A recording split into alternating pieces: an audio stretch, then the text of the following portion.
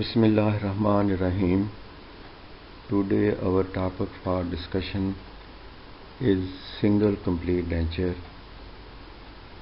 which comes under the heading of modified protocols for complete denture.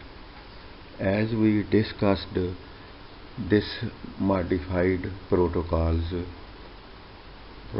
in immediate denture. In immediate denture, we saw that we did not take the trial of the denture, and the same way we discussed overdentures. In overdentures, there was preservation of the remaining natural teeth. We modified those natural teeth and constructed a complete denture on those modified natural teeth. The same way is our single complete denture, in which we modify the protocols of normal conventional complete denture. For example, in single complete denture arch, in opposite side of the arch, the second arch, usually this is the lower arch, in which there remains natural teeth, and we construct single complete denture in the maxillary arch. So if we see that single complete denture can be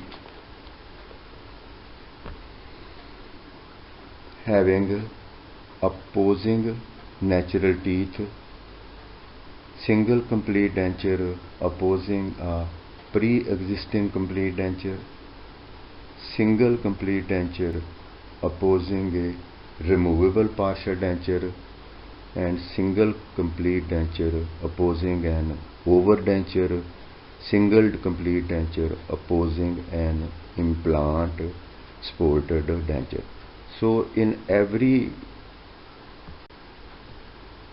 single complete denture, in the other arch there may be full arch of natural teeth, partially missing natural teeth, or there may be implant or overdenture.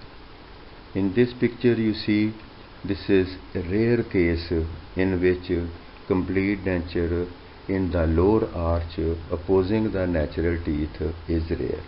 If we see the epidemiology of the loss of teeth, the lower anterior teeth goes at the end of the series of extraction of teeth. So our main prime object throughout our studies, we have seen that we preserve the natural remaining tissues, in which it includes periodontium, natural teeth, and our alveolar ridge. If we go for this, if there is due to accident, trauma, or this is in the complete lower arch, we either go for implant denture in the lower opposing the natural upper teeth, or we give silicone denture liner, resilient liner, which creates a cushion and there is less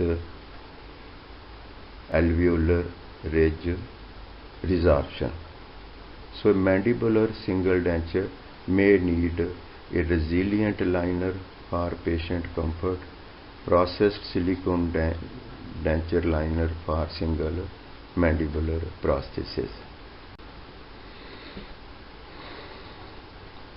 When the health and morphological status of the dentition in one arch prevents restoration of teeth, it may be necessary to consider the fabrication of a single complete denture.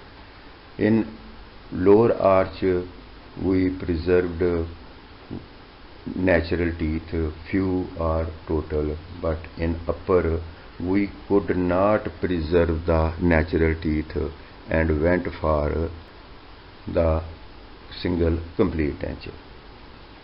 The opposing natural dentition could consist of natural teeth only or a combination of fixed or removable prosthesis.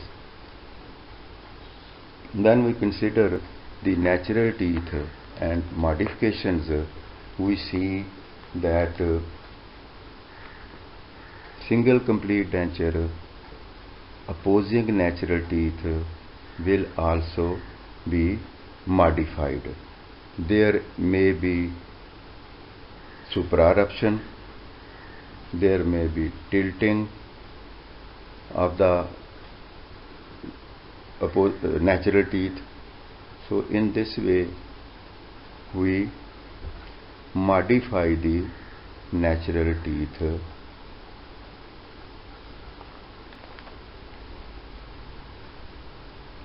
When we construct or fabricate single complete denture, we see so many difficulties which are often we see in the construction of a complete denture. Number one, you see remaining natural teeth are often tipped, supraerupted or malposed. This results in uneven occlusal plane. So our main problem in fabrication of a single complete denture is that we don't see the normal occlusal plane when there is supraeruption, tilting or overeruption of the natural teeth. Supraerupted teeth can reduce space available, making setting of artificial teeth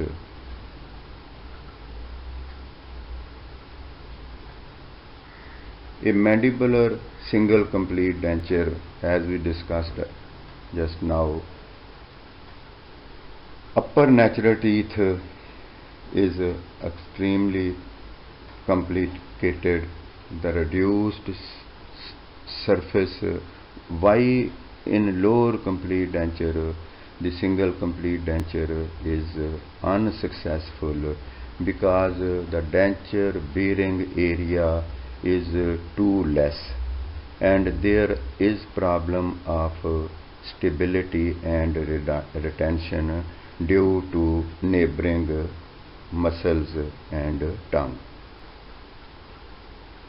Upper single complete denture opposing lower natural anterior teeth, which is a often scenario of a single complete denture, that in single complete denture we usually see that upper maxilla is completely edentulous and we fabricate a complete denture in the upper, but in lower we see the lower anterior teeth are present. So this will not equally distribute the stress concentration of mastication to upper and lower jaw. Lower natural teeth will put extra pressure which is not desired on the upper maxillary anterior maxilla. So this is the main problem, that due to extra force of the lower anterior teeth during mastication, this creates more resorption in the upper anterior ridge.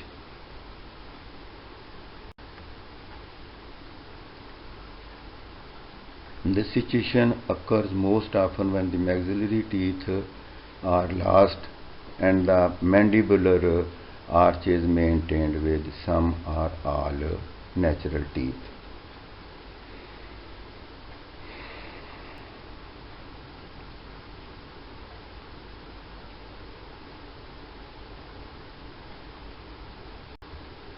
If we see the problems, the fixed position of the lower anterior natural teeth gives us less flexibility for aesthetic patients. So when lower anterior teeth are present, there will be increased overbite and less overjet. So we will, when we go for modifications, we will change this deep bite by raising the vertical and taking it to and increasing the overjet so that we can make even incisal guidance which is desired for us. The support provided by the maxillary denture base as it contacts the hard palate is far superior. In lower, the support of denture bearing area is less, and in upper it is more. Is far superior to that provided by the buccal shelf area of the mandibular denture. In lower, the primary stress bearing area is mainly buccal shelf, which cannot stop the resorption of the ridge, and in upper we have a favorable denture bearing area which is more than the lower. Although the situation is more favorable when the denture is found in the maxilla, there remain a number of concerns. There remains a number of concerns with the single denture that demand special consideration when prosthesis is made. So when in lower, when there are natural teeth present, we have special concerns. For example, if it is more extruded tooth, natural tooth, it is unfavorable. We cannot retain it. If we retain it, we have no denture space available, and we cannot get a normal setup and arrangement of teeth. So we can go number one, extraction of the tooth. Number two, we modify the tilted portion which is coming nearer the occlusal plane. We reduce it, grind it. If we grind it more, then we can go for crowns, inlays, bridges. If we more grind it and it is near the pulp, we go for the root canal treatment. So these modifications we make in the natural teeth. So how we modify and fulfill the special concern of our setup of the teeth or making the congenial occlusal plane, we modify the modification techniques. We see that there is a Svensson's method, Yerkes Pass method, Bruce method, Boucher's method.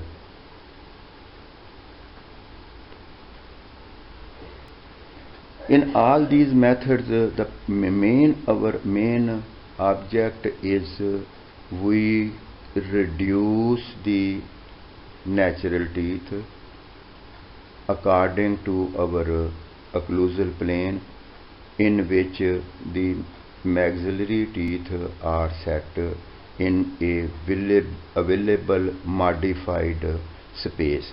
So main procedure for this is we take the final impression of the maxillary denture bearing area, maxilla, and diagnostic impression of the lower. We take normal vertical and centric jaw relation, articulate it, and program the articulator. Program we for the functional movements for balanced occlusion. What we do that while doing our setup of the upper, we see the available space for the lower, and we go on grinding the cusps of the lower teeth on the cast and make a favorable setup. And that setup, if agreed, we go for trial, and during trial we remove those cusps, modify those teeth in the patient's mouth, and then we proceed further. So this is a modification of the opposing natural teeth to get a congenial occlusal plane, a neutral zone where you arrange these teeth. Diagnosis and treatment planning. One of the primary objectives of prosthodontic treatment, as I told you, is to preserve remaining structures. Now here what we get, the remaining structure which we want to preserve is your natural teeth. For natural teeth we go for fillings, crowns, root planning, scaling. In this way we preserve the periodontium and natural teeth, and the prime object that we preserve the alveolar ridge. But in this case the scenario becomes like combination syndrome, in which there is resorption of the upper anterior. After that resorption there is resorption of the lower posterior, and after that elongation of maxillary tuberosity, the fulcrum which makes upper denture. Due to that, denture will tilt down, come down from the tuberosity area, and there will be elongation of lower anterior teeth and papillary hyperplasia in the palate. So these are all biomechanical principles and changes which we are going to fulfill to avoid tissue injury.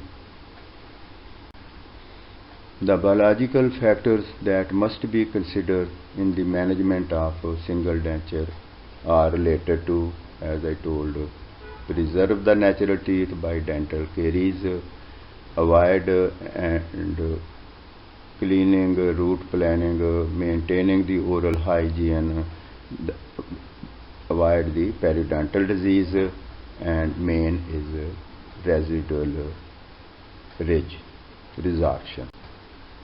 Of these three factors, it is evident that residual ridge resorption may be accelerated.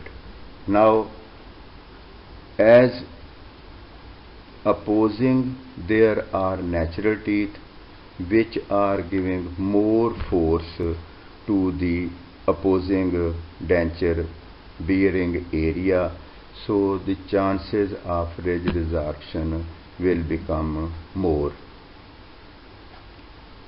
may be accelerated through adverse force concentration on the residual ridges. So there is a adverse force concentration of the residual ridge, because in one ridge there are natural teeth and in the opposing there is only residual ridge. This observation links the biologic and biomechanical components as cofactors that contribute to changes in the residual alveoli. This uneven stress concentration leads to more residual ridge resorption.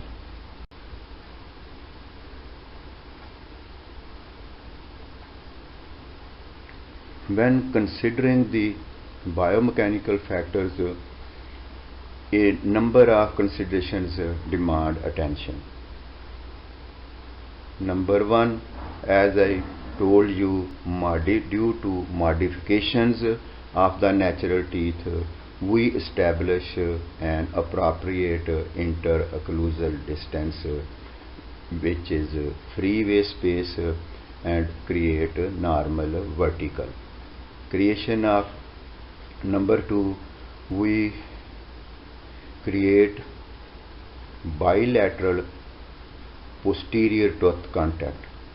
In this way, we will balance the occlusion and there will be less chances of reducing the stability and retention of the denture. And also when we took the centric, we go in the retruded mandibular position, directing forces down the long axis of teeth or prosthesis. So in this way, forces will go in the long axis towards the denture and then to mucosa and then to bone.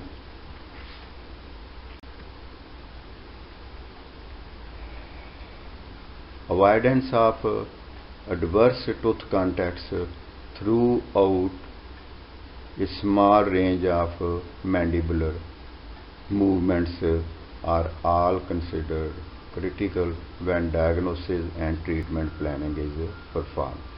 So in this way we go for selective grinding of the natural teeth so that our mandible lower jaw can move freely side by side.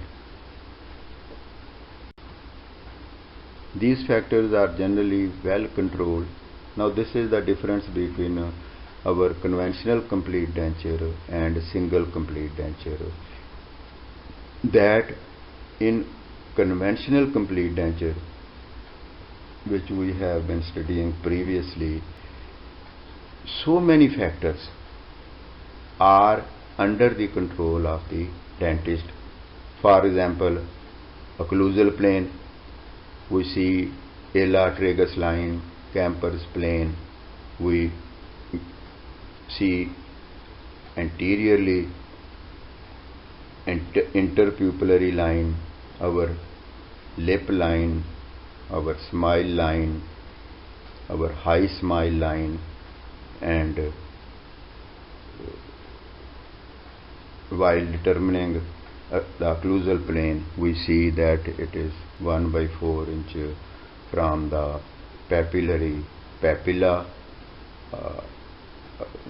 parotid papilla downward. The same way in the lower we saw corner of the mouth to the middle of the retromolar pad. So we planned a neutral zone, proper neutral zone. We shortened the occlusal table due by creating less space buccolingually width of the posterior teeth. So there were so many factors which were in our hands, and we went for normal, conventional, complete denture. But in the case of single complete denture, there are so many complications, and we need them modification of those. However, when one arch is completely edentulous, the other is partially or fully dentate, the ability of the clinician to meet the aforementioned considerations is diminished. It becomes less and less that we follow our standard rules for conventional complete denture.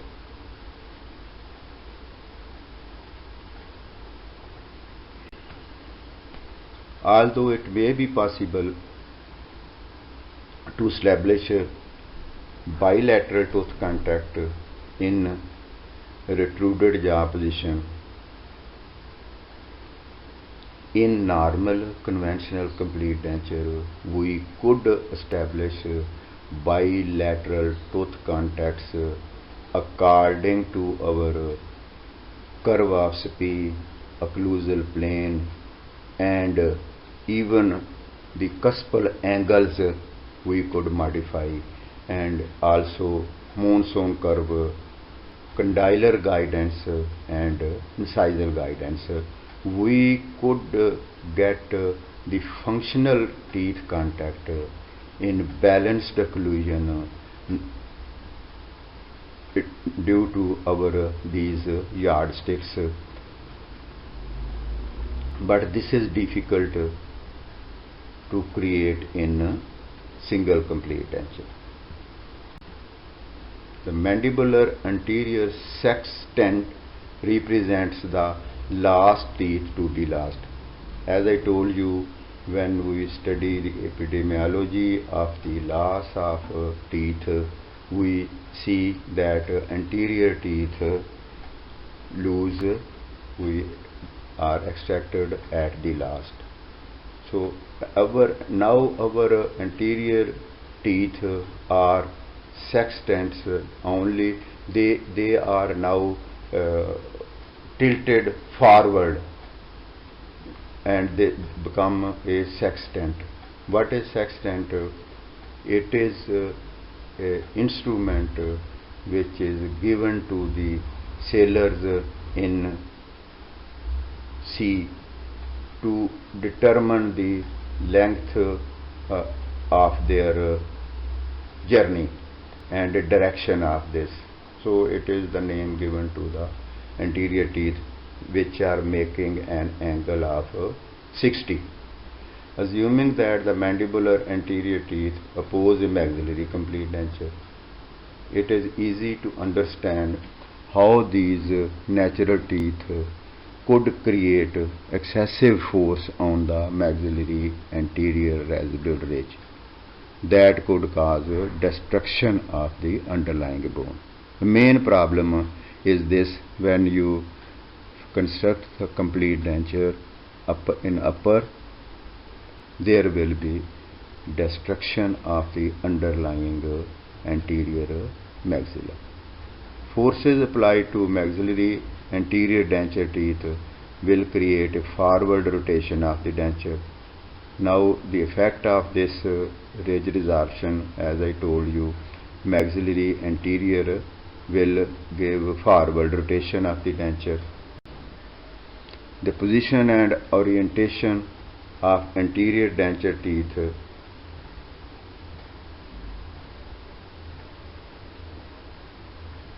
cause increased leverage to the underlying ridge, thereby further exaggerating the forces to the underlying structures that could cause additional loss of supporting bone. So in this way, this will go on multiplying and resorption will become more and more.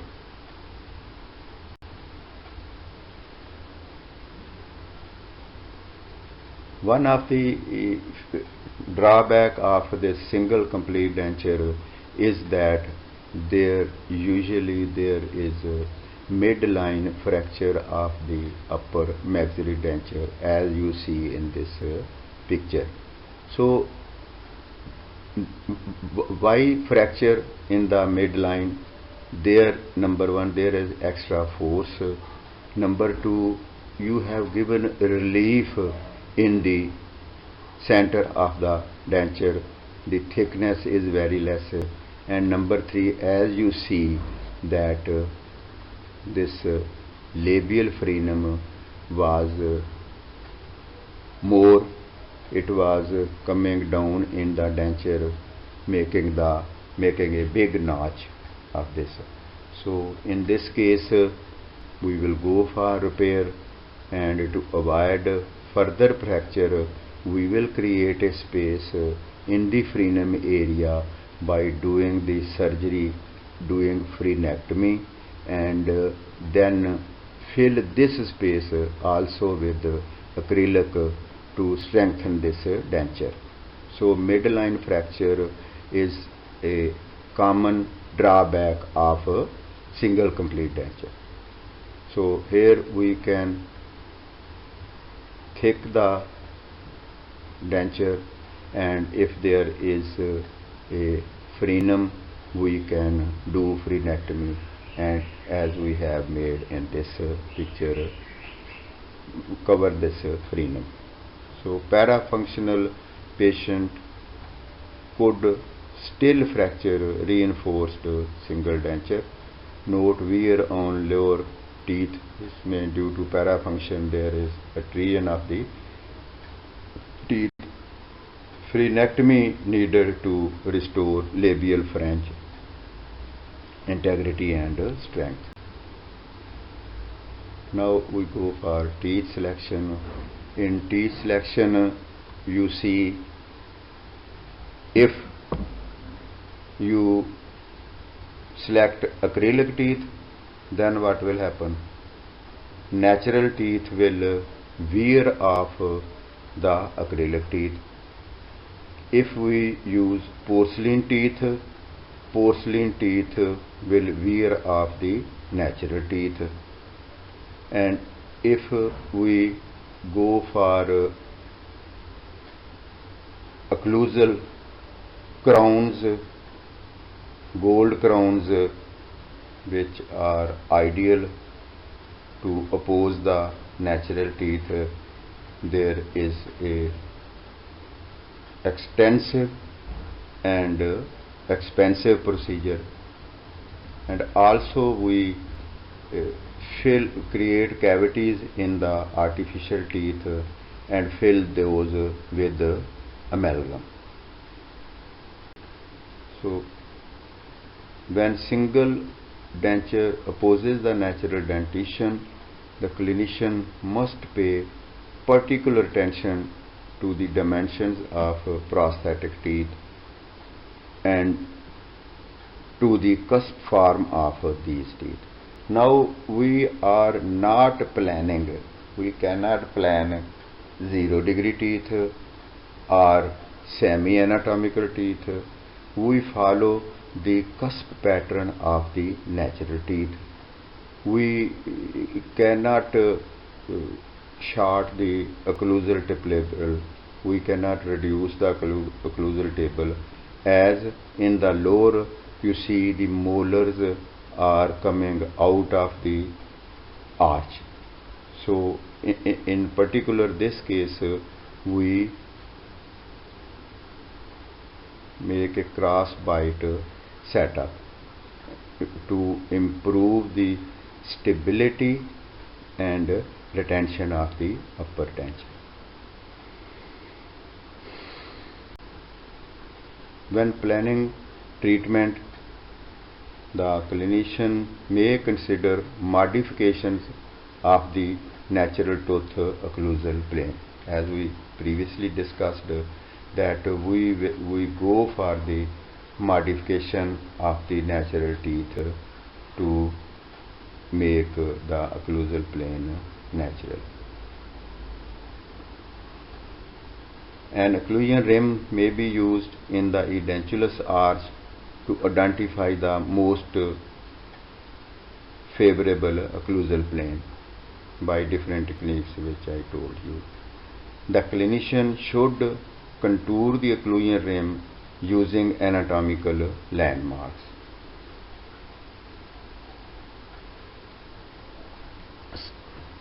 Such as I told you, retromolar pad, neutral zone, parotid papilla, and the parallelism with camphor plane, a plane extending from the inferior border of the ala of the nose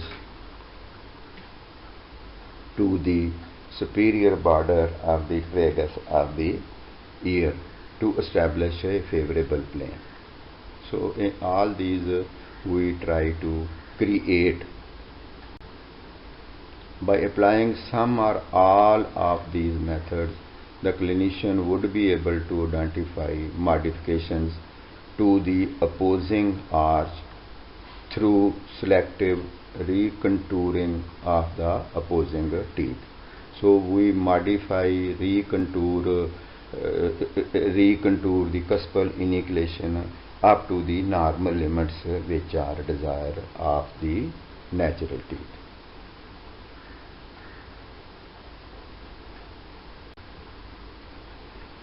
Here I told you the procedure that we take initial impression, final impression of the upper maxillary, then we take the face bow record of the upper denture, upper cast, and after that recording the face bow, we go for jaw relations with the lower jaw which is having natural teeth.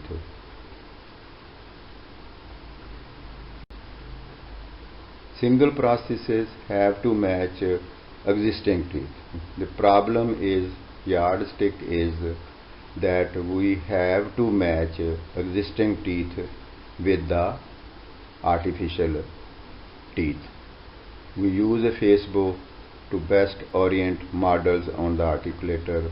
Opposing occlusion creates a need for custom setting. Custom setting that which you create at your own. You don't follow the standard rules, you cannot follow, but this is a custom center. We have go to side by side of the natural apparatus of the teeth, adjustment of denture teeth. So same posterior cross bite may best satisfy maxillary single denture stability. Now you see, if you go for a normal setting, that maxillary first molar should come in the mesial cusp of the maxillary first molar, come in the buccal groove of the lower first molar. The upper denture will come more outward, which will be unfavorable. Arrange the prosthetic teeth in such a way as to establish an arrangement with the cusp tips of the posterior natural and prosthetic teeth coming into direct contact.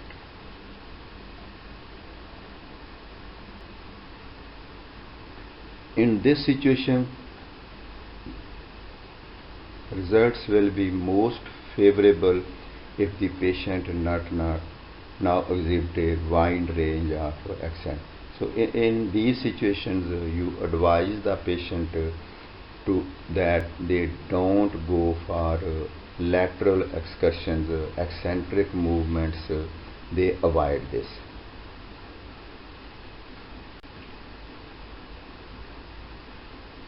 As I told you that we reduce the deep bite, we create an overjet to get a congenial incisal guidance. Here, because there are natural teeth fixed in the lower jaw and in the upper for aesthetic purpose and phonetic purpose, we cannot alter their position more. So here in this modification there are also limitations.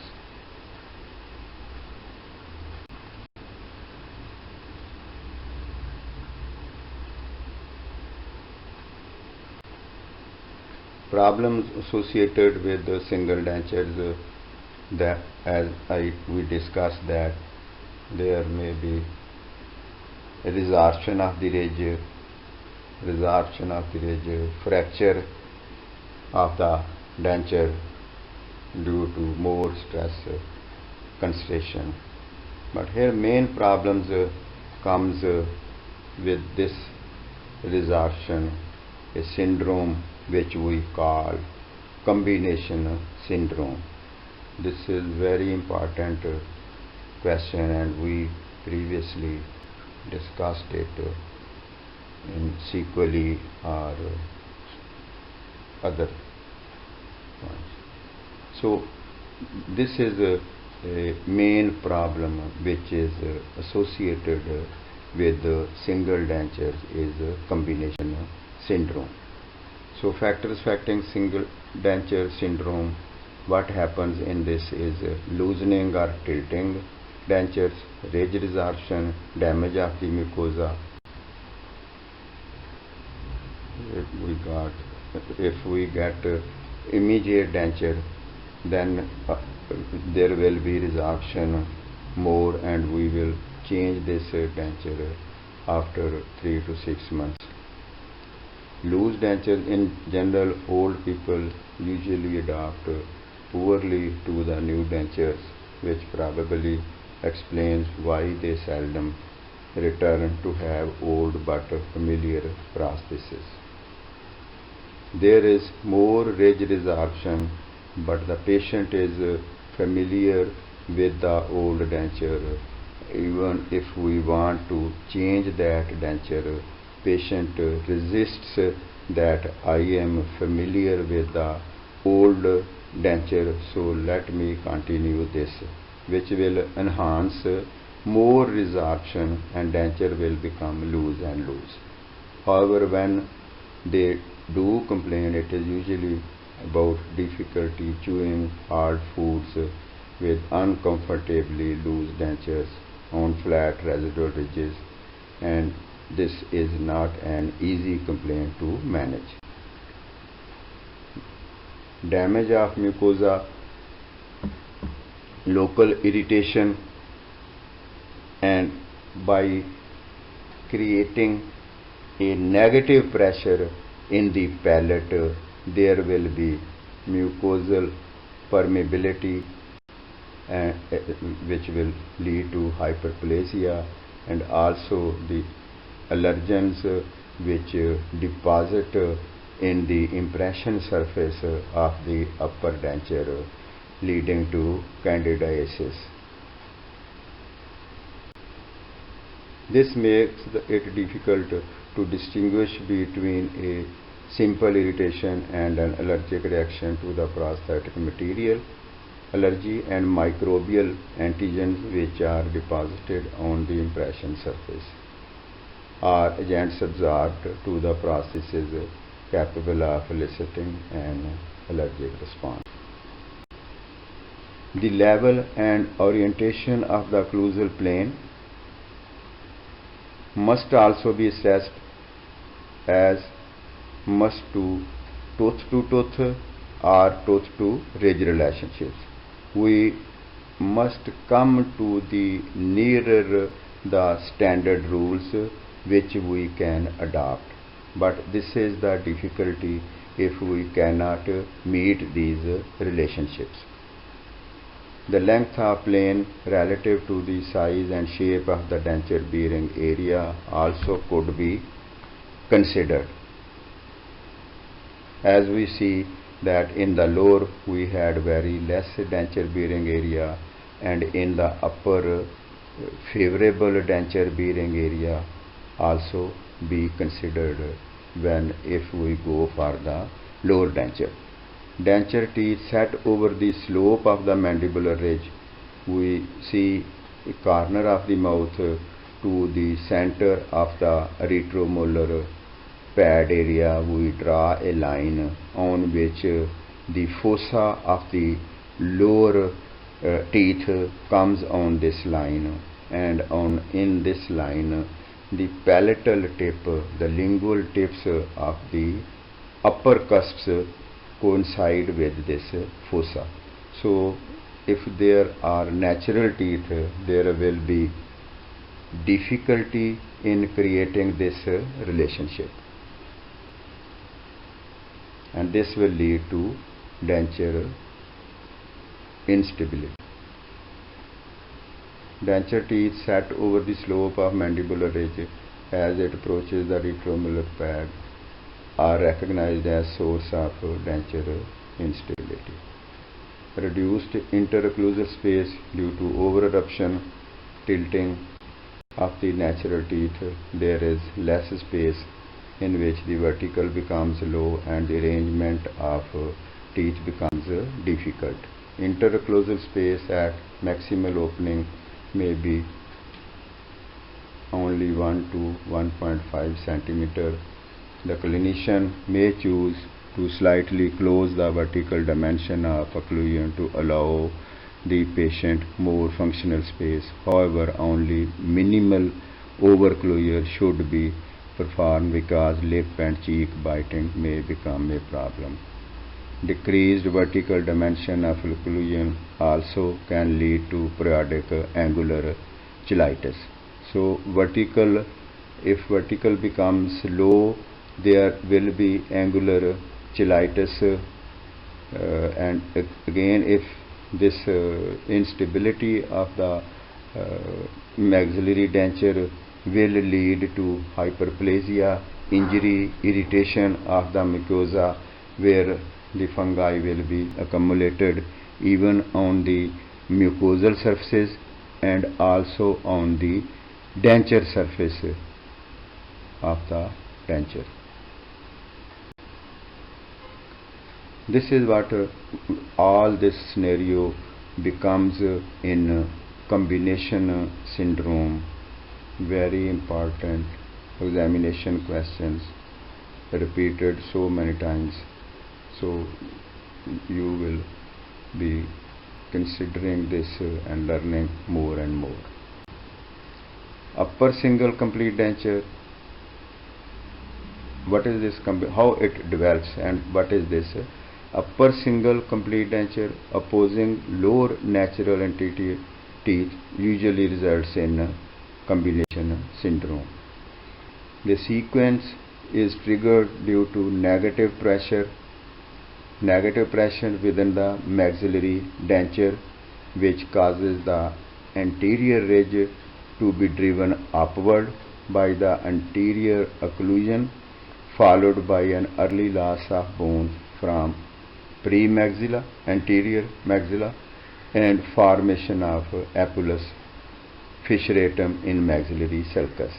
In this labial sulcus anterior in the maxilla, the denture will be pressed in the labial vestibule of the maxilla, so it will a chronic ulcer like apulus fissuratum will be formed in the anterior labial maxillary sulcus.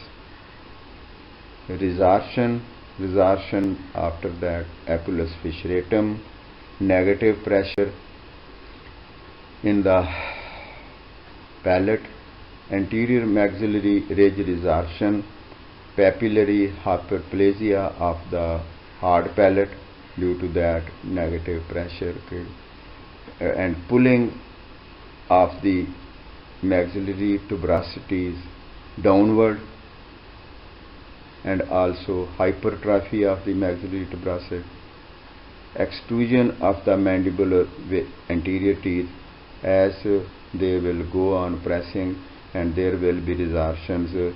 These will be over erupted and extrusion of the mandibular anterior teeth. Bone loss in partial denture base.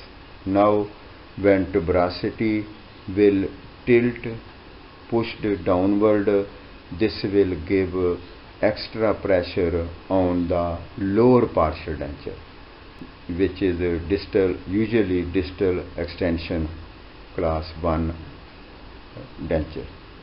So it will give more pressure, and there will be in the lower there will be also bone loss posteriorly. Loss of vertical dimension, ठीक है जी. Occlusal plane discrepancy, occlusal plane disturb हो गया है due to tilting of the upper maxillary denture, and also the lower due to posterior resorption, repositioning of the mandible anterior, loss of stability, and refabrication of existing dentures, epulis fissuratum, periodontal problem of remaining natural teeth. Treatment options for combination syndrome, maxillary planned extraction followed by immediate denture. We can remake it, even planned, we go for planned extractions, and even we can go for overdenture. If we go for overdenture with metallic denture base, stresses, metal denture base will bear the stresses, and those stresses now will be equally distributed. There will be no ridge resorption in a particular area. Special impression techniques for flabby premaxilla, implant placement, and surgical intervention. Distal extension, mandibular arch, same way we can treat cast partial denture with anterior crowns, overdenture, implant supported fixed partial denture, and implant supported. Papillary hyperplasia, how we can treat it? Rest, remove the denture, discontinue use of denture, tissue massage, saline rinse, and recall the patient after 15 days. In summary, we see complete dental prostheses are used to compensate for loss of natural dentition.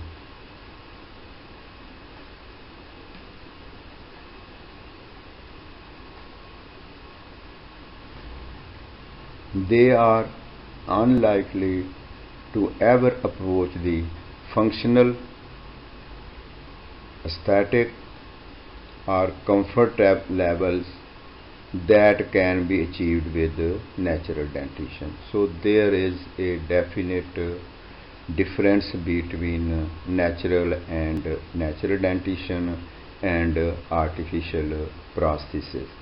This difference always remains, and even with these modifications, education of the patient, we can meet with these. However, it is readily apparent that many patients are able to use the prosthesis with remarkable success. Threshold individual's behavior can make this difference. When complete dentures are simultaneously made in the maxilla and mandible, the clinician has good control over the clinical outcome, irrespective of whether natural teeth or abutments are used for adjunctive support and retention. So when there is a conventional complete denture, we are fabricating so many things are in our control which we can apply. In the event that dentition is adequate in one jaw and terminal in the opposing one, it may be necessary to fabricate a single denture. Now, in opposing arch, we could save and we should save the natural teeth to preserve natural teeth, create an healthy periodontium and save the ridge resorption.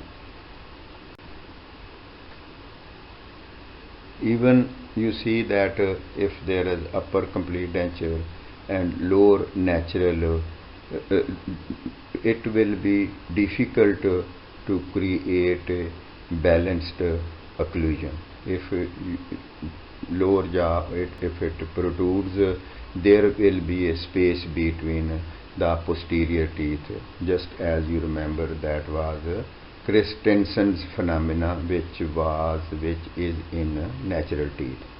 So here we again go for selective grinding to create adaptable balanced occlusion.